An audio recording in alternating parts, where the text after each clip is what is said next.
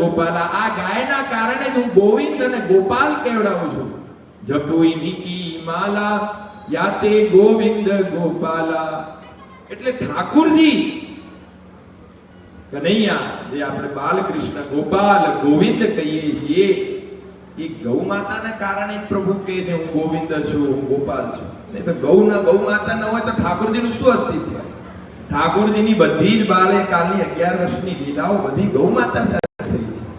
અને એ જ ગૌ માતાઓની સાથે મથુરાથી ભગવાન દ્વારિકા આવ્યા છે. એટલે તમે જોશો કે મથુરાથી લઈ રાજસ્થાન અને આ ગુજરાત અને દ્વારિકા સુધીનો જે આખો પટ્ટો છે, ત્યાં આજે પણ દેશમાં સૌથી વધારે ગૌ ભક્તિનો ભાવ છે. કારણ કે ઠાકુરજી આ ક્ષેત્રમાંથી ગાયો લઈને નીકળ્યા.